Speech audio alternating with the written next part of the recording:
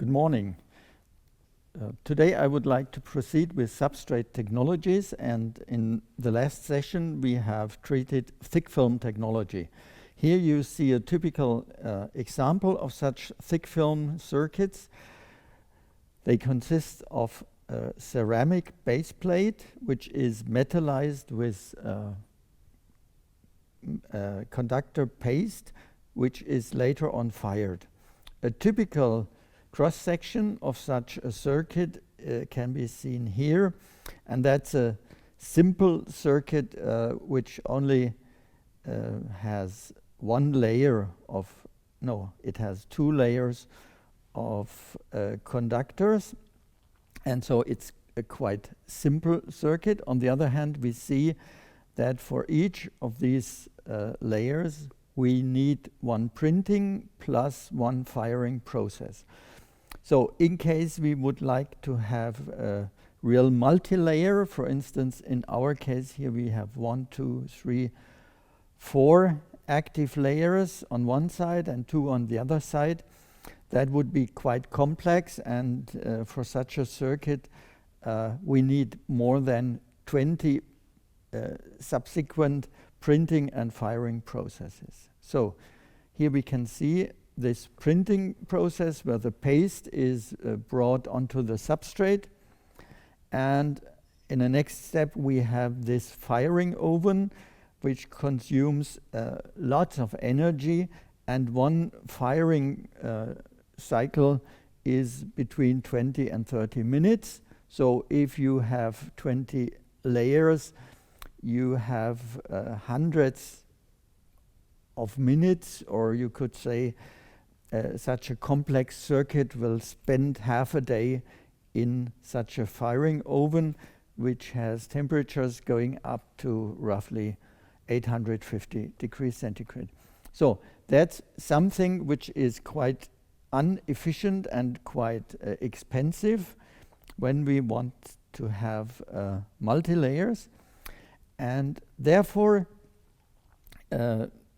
maybe 30 years ago developments were made in order to produce such multi-layers in one firing step. And we can see this principle here. So we have individual conductor layers, 1, 2, 3, 4, 5, 6 layers, and in between we have the 5 insulating layers, and all of these should be accomplished in one firing step, which takes, let's say, half an hour or so.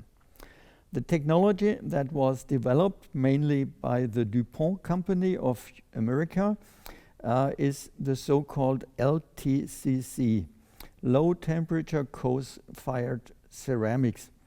But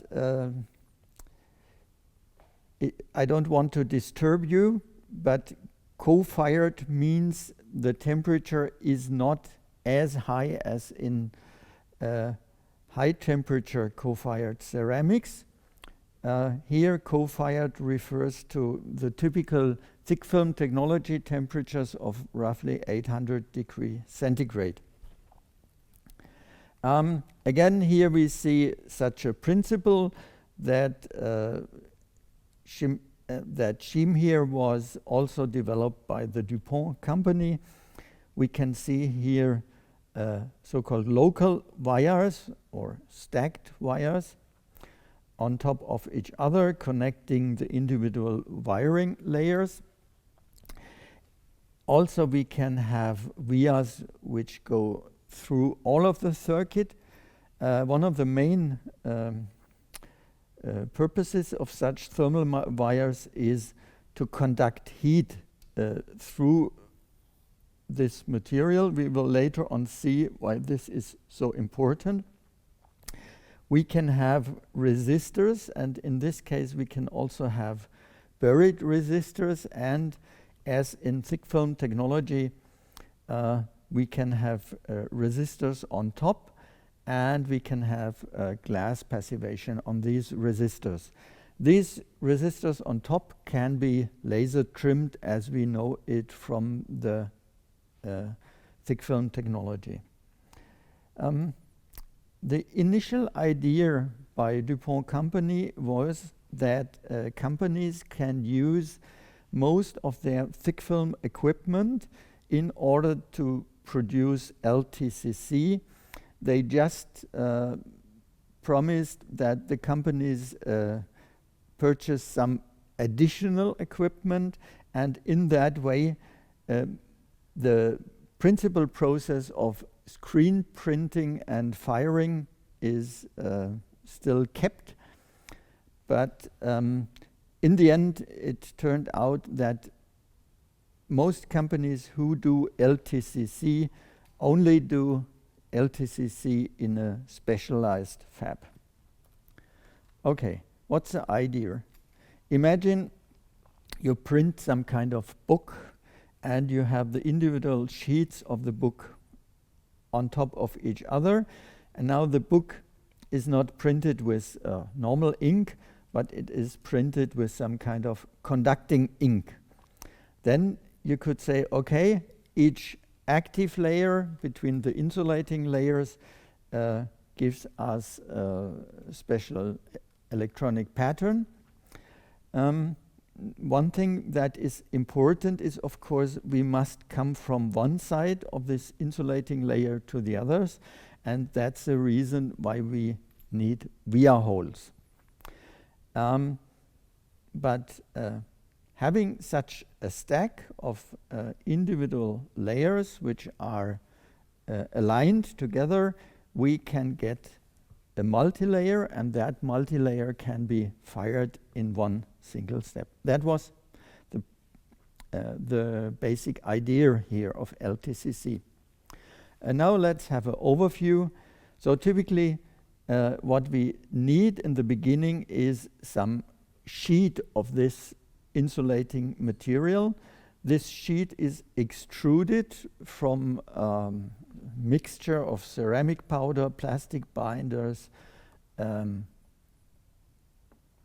glass must be added, and then this green tape is cast. It is dried, and also it can be cut to size, or it can be put on a roll. Okay.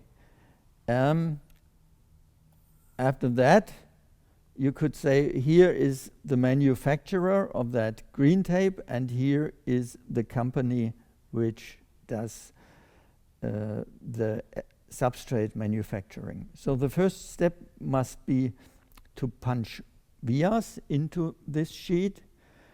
The next step would be print into the vias to fill them, so we have a conducting path, and then we print a pattern on top of this.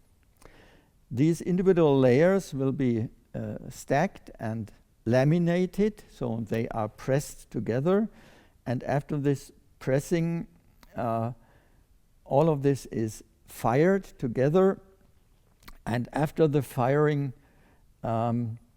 we can do a plating, but that is typically not done for LTCC.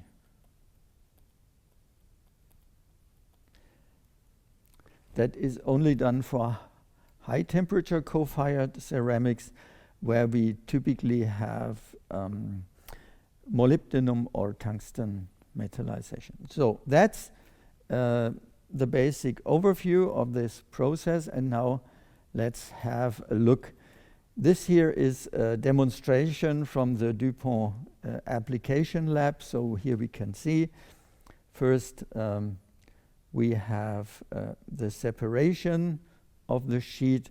Also these registration holes must be punched through, and these must be very precise because that determines the accuracy of the alignment. After that, for each individual sheet, the vias are stamped That's a machine which is a little similar to a sewing machine, so it stamps all of the individual holes here. After that, the vias are filled. That is done with a typical screen printing process, but here from the underside, vacuum is pulled, and in that way, this paste is pulled into the via holes.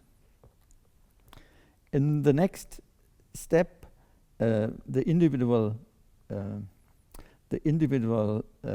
conductors are printed, as we can see here, and in some locations they must overlap with the via holes. In the next step, the stacking is done. This is done here with a simple template, but typically in a large series production, this is of course done with an automated handling system. And so all of these are stacked, and of course they must be aligned better than we can see it here. Then it is laminated. Laminating means certain pressure and temperature. Temperature is roughly 100 degrees centigrade. And so all of the melting constituents of this green sheet, they are pressed together, and so here we get some monolithic body. Okay, then the whole thing is cut to size. That is important because that material is very hard. Cutting it after the firing would require very expensive tools like diamond blade, for instance, and in that way it's much easier to do that on the green sheet. Then the organics are burned out. That is, let's say, roughly at 500 degrees centigrade or so. Here we can already see the polymer and organic parts are evaporated and burned. We can already see here this evidently is a silver paste, this is a gold paste, and after that we go into the firing process. For instance, a typical process temperature would be 850 degrees centigrade. It is fired, and here we already see we have a certain shrinkage which can be in the order of magnitude of 10% or so. Here are some data of such green tapes given by the DuPont company. In this case, we see the shrinkage is, let's say, between 10 and 13%. In Z direction, it is up to 15%. I must say, the best is if in-plane shrinkage is very low and the thickness shrinkage can be larger, of course, but it will shrink because during sintering we lose porosity, and in that way the material becomes more dense. Okay, the DuPont company, they claim up to 80 layers, but in fact I do not believe this. The dielectric constant or permittivity is given here as roughly 8, and the dissipation factor can be somewhere between 0.002 and 0.01. That's also depending significantly on the test frequency. This material has a similar dielectric strength, so 1 millimeter layer will break down at a voltage of 40,000 volts. The CTE in this material is roughly 6 times 10 to the power of minus 6 per Kelvin, or 6 ppm per Kelvin. And after the firing, we have a thermal conductivity which is 3 watt per meter Kelvin. That is not so good. But the main reason is that one of the important constituents here is glass. The second constituent is aluminum oxide, but the glass has a thermally insulating function. When we want to have high thermal conductivity, we typically want to have it in thickness direction, and if we make so-called thermal vias, as I have shown you, and especially with silver,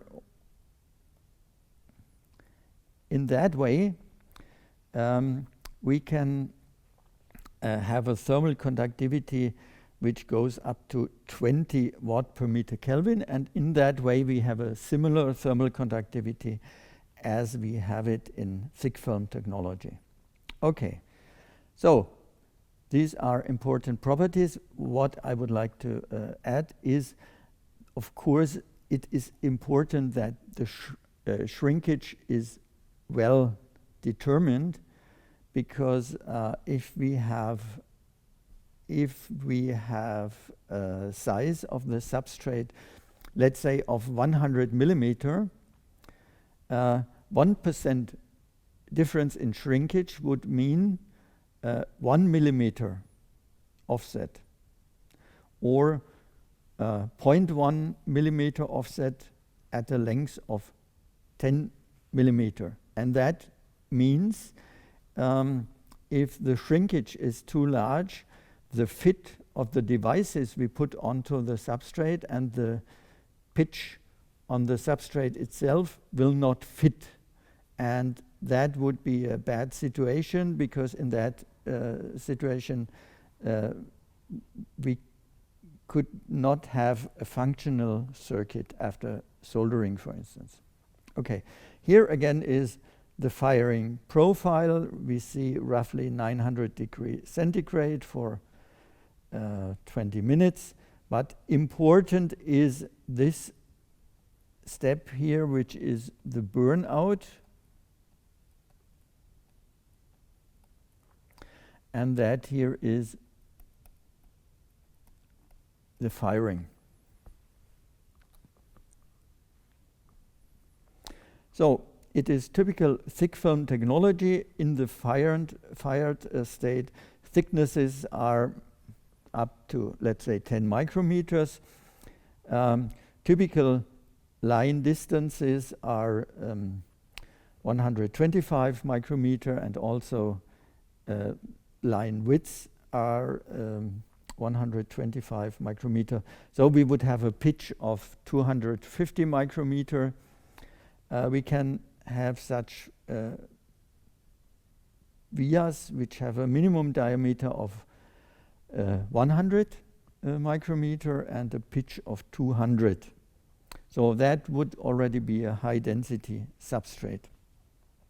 Of course, what is very important is the alignment accuracy from layer to layer. Okay, let me say this LTCC technology was introduced in several large series applications. One of the applications was high frequency circuits in somewhere the range between 10 and 100 gigahertz.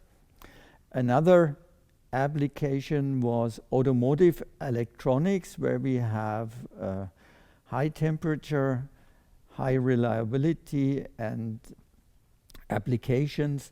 And for instance, the Bosch company, they produced the control computer for anti-brake locking systems with LTCC technology for more than 20 years. Okay, on the other hand, especially in military applications and in aerospace applications, there was a competing technology, which is thin film technology. Maybe I first show you such an example. That is a substrate. That substrate consists of silicon, but we can also have other substrates or carriers like glass or insulated metal sheet or aluminum oxide. So there are many different possibilities. The main thing is the surface is very smooth and the surface is well insulated. And then we can produce metal conductors by thin film techniques, and such thin film techniques typically are either sputtered layers or sputtered plus electroplated layers. So let's have a look at a cross section here. Again, we see a silicon substrate, but on the other hand, it could be another material that must be insulated first. So we can do this by oxidation. So a typical thickness here is something like 1 micrometer, and that's a reason why we call it thin film technology. So thin film is 1 micrometer range, thick film is 10 micrometer range. On this, we can sputter aluminum alloy.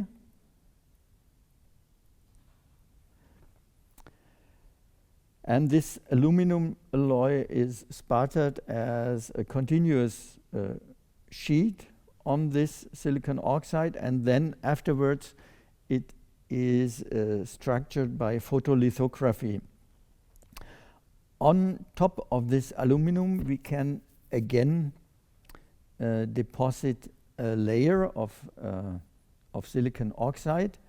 So typically this is a thermal oxide.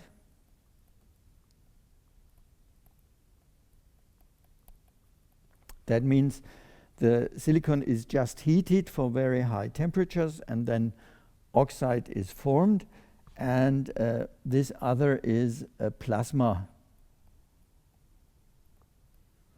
oxide, which is created here. Again, the plasma oxide must be structured using photolithography and etching, and then the next layer of aluminum is deposited. Please note, here we do not have via holes. The contact from one layer to the next layer is just accomplished by sputtering metal layers on top of each other. So that's a very efficient method, as long as the number of metal and insulating layers is not too high. On that circuit, we can again deposit some epoxy material as a glue, and here the CMOS chip is mounted, picked and placed, and the glue is hardened. Okay, that's a typical thin film circuit, but here we have several options. So one option is, so we have 3 options.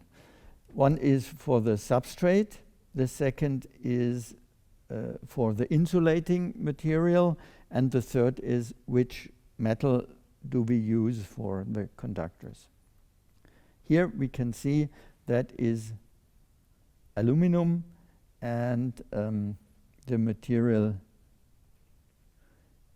here on top, it is silicon oxide.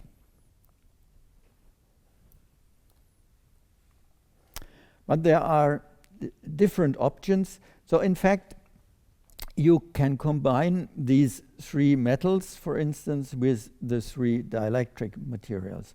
So typically, we can use something like silicon oxide as the dielectric. It has a low permittivity, and we have a typical thickness of 1 micrometer because it's thermal or plasma processes. The substrate could be silicon. On the other hand, we can have an insulating layer which is polyimide. In that case, it is somewhat thicker, maybe around 10 micrometer for the insulating layer. Or we can have benzocyclobutane, which has a which has similar but better properties than polyimide. In combination with these layers, we can use either aluminum alloys, we can use copper. Copper is typically also covered with gold, or we can just have copper here on top. And for the substrate material, we can say there are examples having silicon or aluminum oxide or glass or so on. So there are many combinations we can have here. Just comparing the properties. So the BCB has something like 2.65 as a permittivity. The good thing for the benzocyclobutane compared to polyimide is that it has a significantly lower dissipation factor, and that means it is especially well suited for high frequency applications, while the polyimide is more for, let's say, general applications. Also, we must say both materials are suited for high application temperatures. Unfortunately, the polyimide has one significant disadvantage. It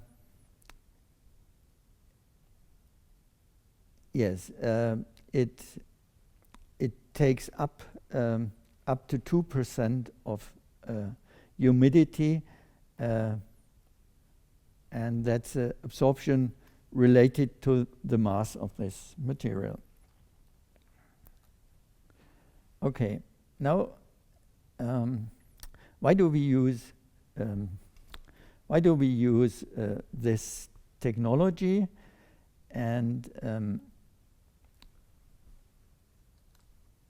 one of the reasons is that we want to have thin layers, because thin layers can have a finer structure using photolithography.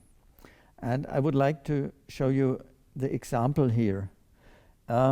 Imagine we have a layer of this insulating material, and on top of that insulating material, which we want to structure, we have a resist, and that resist has a small opening. And so our idea would be, let's say,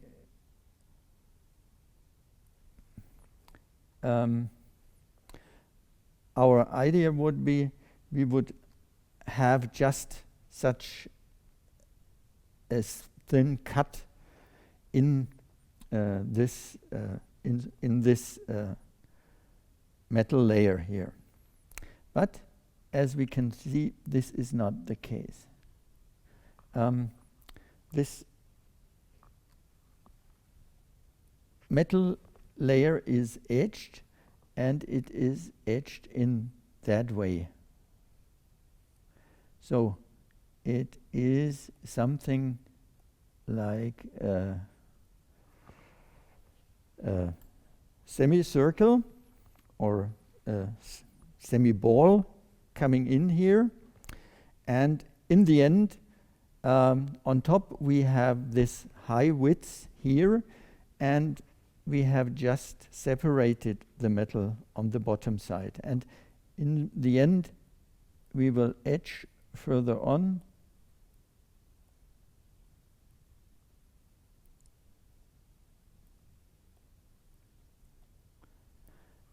until we have a complete and good separation here. Now, when we regard this, we can say, okay, we can estimate what the pitch would be, which we can achieve.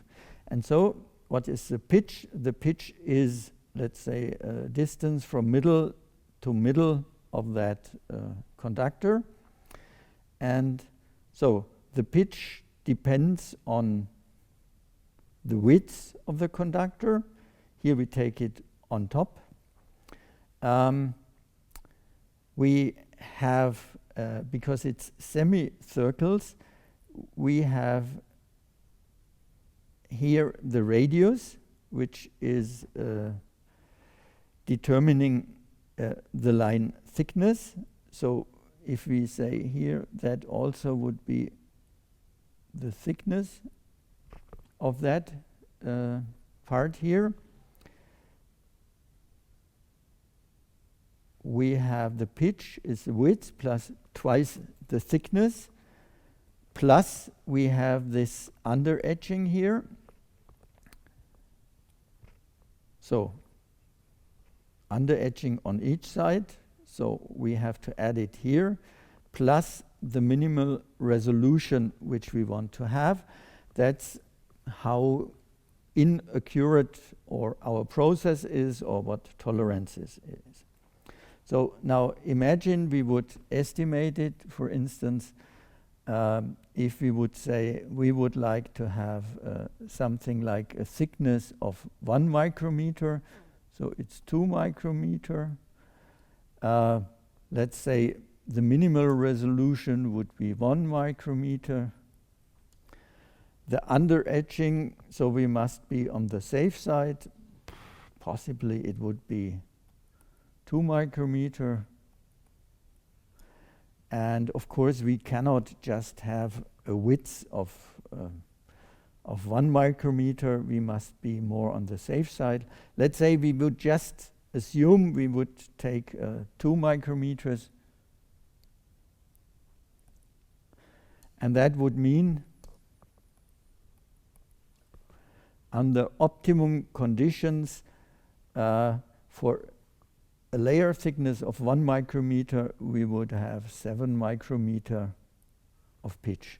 In the end, it is still significantly larger, but it gives you an estimate that the pitch is typically 10 times larger than the thickness of our layer is. And in that way, one thing is we can say if we want to be if we want to have finer structures, we must have thinner layers, or we must have other processes where it is possible to etch not in that circular fashion, but to etch straight down, so where we have a very good aspect ratio. And in that case, what would be desired is some etching which goes straight down. So, but that would mean we do not have a chemical etching process, but for instance we would have a process like reactive ion etching. Okay, another point which is important is planarization. If we have a certain thickness, for instance a thickness of an aluminum line we have created, and we cover it with liquid or semi-liquid polymer like a polyimide, we will get a small hillock on top. If it's a very liquid material, then we would have no hillock. Then we would have 100% planarization. If we would use a foil, the hillock would just have the thickness of the aluminum line. In that case, we would have 0% of planarization. So it is from 0 to 100% what we can get, depending on the material. 100% planarization is not always the best, because then the insulating layers on top here will be lower. On the other hand, if we have no planarization, then several layers of metal on top of each other would build up to a very high hillock. So planarization is a property of the dielectric which we have here, and it is it is defined as 1 minus the thickness of this insulating materials divided by the thickness of this metal line. Another idea which was also important in thin film technology, as we frequently use physical vapor deposition and physical processes, especially also sputtering, we can sputter thin layers of capacitor materials, and and in thin film technology, the most important material is a nickel chromium alloy. For instance, it could have 30 to 70% of nickel in it, and in that way we can create resistors which are not as high in resistance as barium titanate in thick film technology, but these have already significant values. One material is nickel chromium. We can also sputter tantalum nitride, but much more frequent is nickel chromium alloy. And these resistors can also be high precision. For instance, here we can go down to 25 ppm per Kelvin. So that would mean, for instance, for 100 degrees centigrade, we have 202.5 promille per 1 Kelvin for 100 Kelvin temperature change. And in that way, we can get really high precision resistors on our substrate.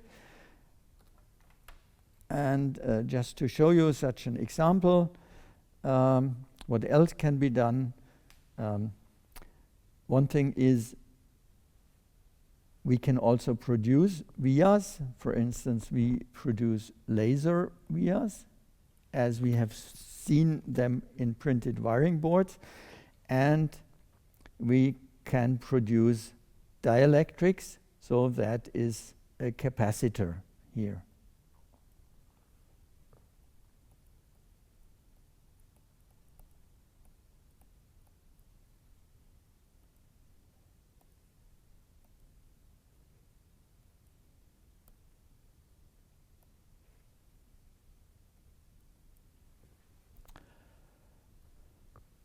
Also here we can see resistors. The disadvantage of having resistors on the bottom is you cannot trim them after the process anymore.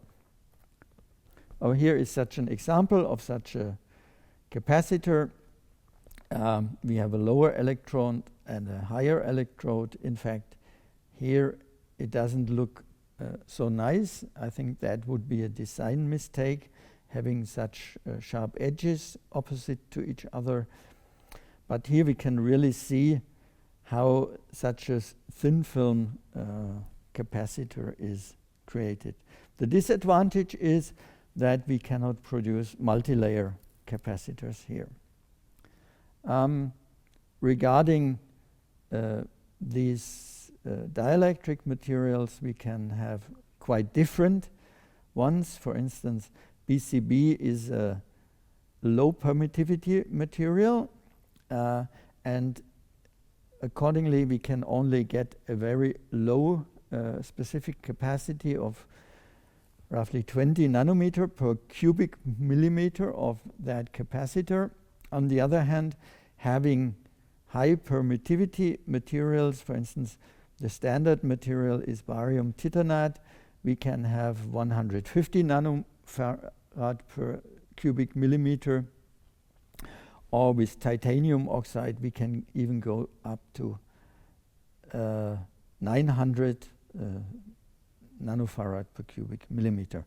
The disadvantage is the materials with a high specific capacity are only suited for low frequency. So here you could say low. And here you can see high frequency.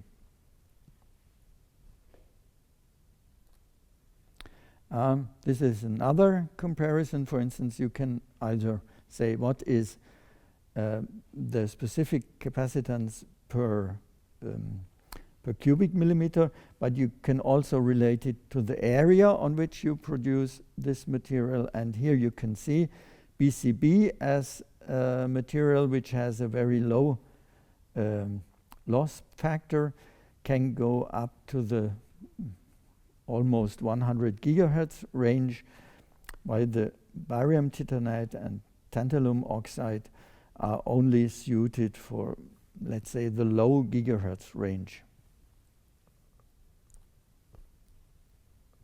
Okay, that was special circuitry, especially for high frequency applications.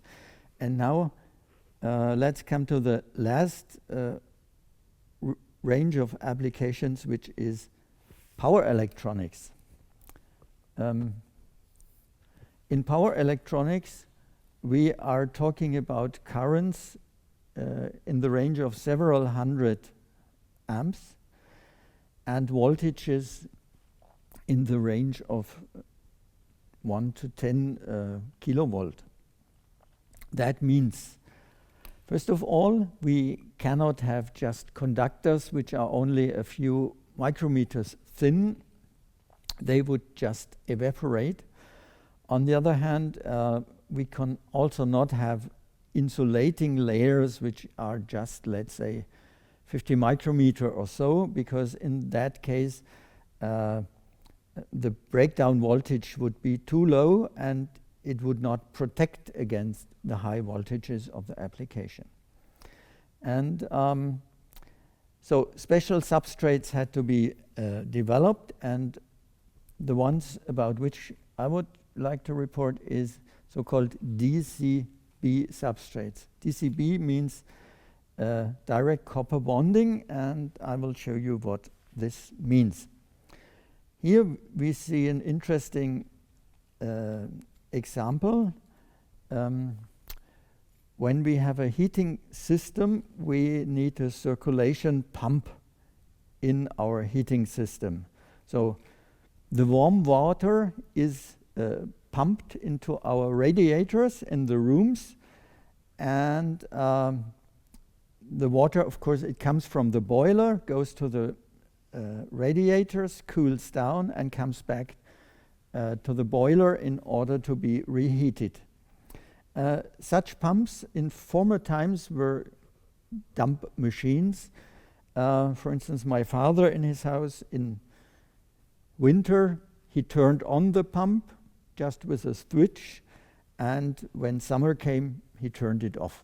Yeah, and or later on he had off level 1, level 2, but that was it. And now what is better is to have a circulation system that is controlled by computer. For instance, if you have a short period when it's warm, you still want to keep your boiler hot, but you don't want to circulate into your house. And so, for instance, you could shut down your circulation pump, and that can be controlled by some computer system. On the other hand, in such a system, for instance, the environmental temperature could be, let's say, 70 degrees centigrade or so. And in that way, we need circuitry which is able to withstand such temperatures. And on the other hand, also we have a significant power dissipation, because that is a 3-phase AC pump here. So we can see these 3 drivers for the phases, and in that way we can switch significant currents. Maybe here it's in the 10 amp range, and on the other hand these dissipate heat, and the heat must be carried away in an environment that is already hot. And that example here is something very interesting, because when you look precisely you see that is a thick film.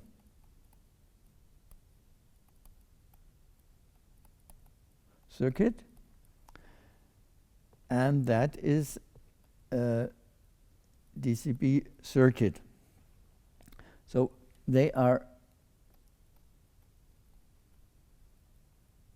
separated here, and the connection is just made with wire bonds. So we have two substrate technologies. That is for power, and that is for the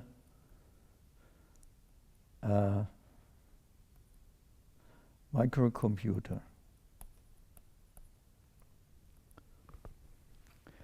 So here we can again see typical thick film circuit. So for instance, what we see here is we have some silver palladium conductors. Here we have the gold bonding sites.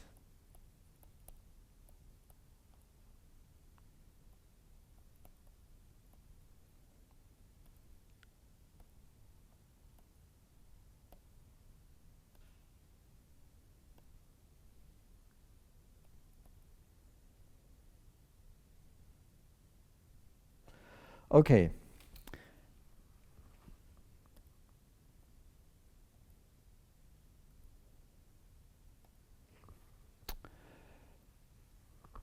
When we regard such a DCB circuit, we can say this is for high currents, high voltages. This is for higher integration density.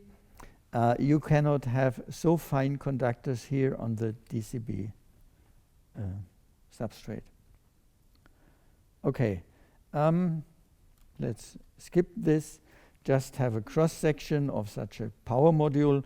That is something different. That is a so-called IGBT module. That are transistors which are made for highest currents, maybe going up to 200 amps per chip. And as we can see here, again, here is such a DCB substrate. It consists of aluminum oxide here. It could be also aluminum nitride.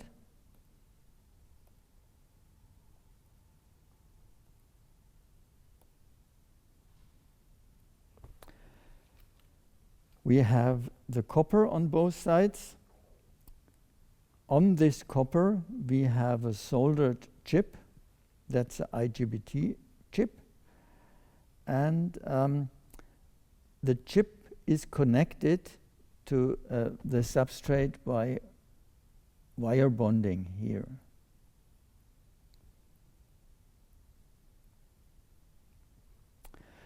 These are the cross sections of the wire bonds, which is typically aluminum alloy or pure aluminum.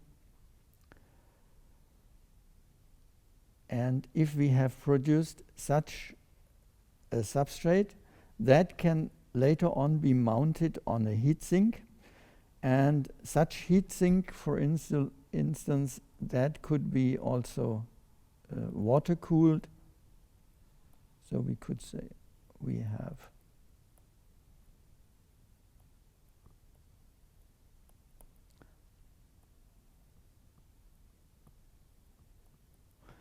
the individual cooling channels, and so the water will come out, go in, come out, go in, and so on. So that's water cooling.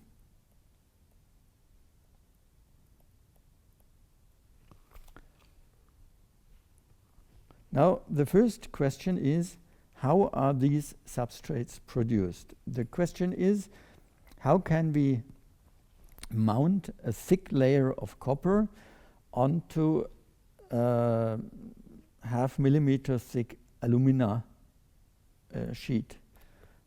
And there is a process which is so-called eutectic bonding. That is based on the fact that in the system between copper and copper oxide, we have a eutectic at roughly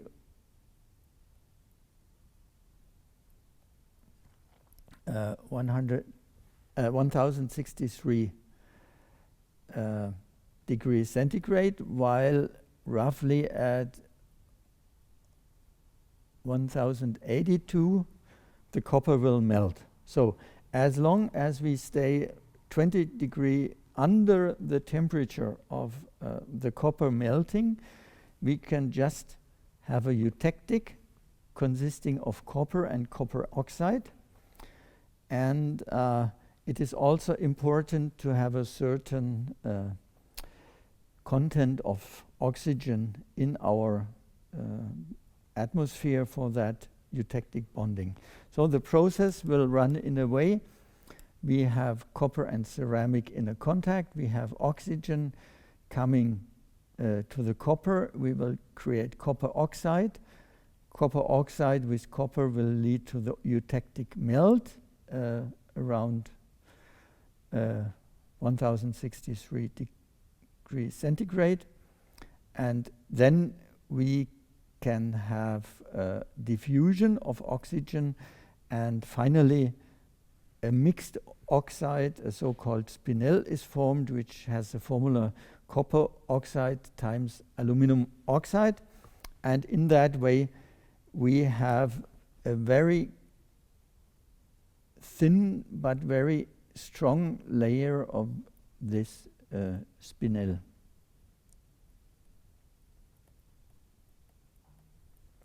So we have a brazing process, and that brazing process is based on the formation of an interface oxide between copper and alumina. Here we can see an example. We cannot only use it for aluminum oxide against copper, we can also use it for copper, or for aluminum oxide copper bonding. Also here we see the individual grains of the copper, and this typically shows us that it was a high temperature process, and with that process we can have ceramic thicknesses between 0.38 and 0.635 standard sizes. We have a thickness of the copper which must be on both sides, which is between 0.2 and 0.3 millimeter. And we can also produce vias which have diameter of 1 to 3 millimeter. So in that way we can make substrates which can be at least 2-layer substrates, but which are suited for currents of up to 500 amps. Okay. Now, as DCB technology is a little different, we can say we have seen the individual techniques. First of all, we have seen printed wiring board technology, or printed wiring board technology plus plasma wires or laser wires.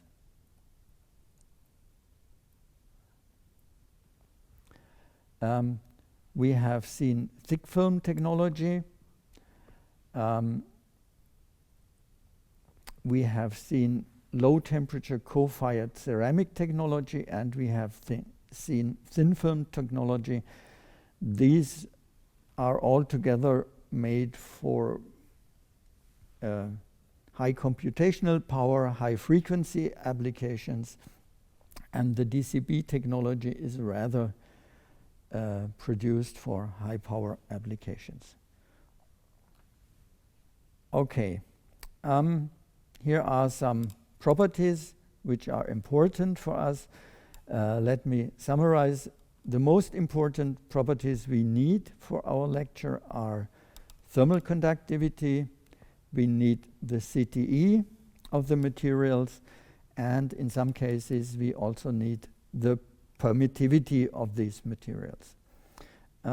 Typically, also the Young's modulus is needed for that material that is not in that table here.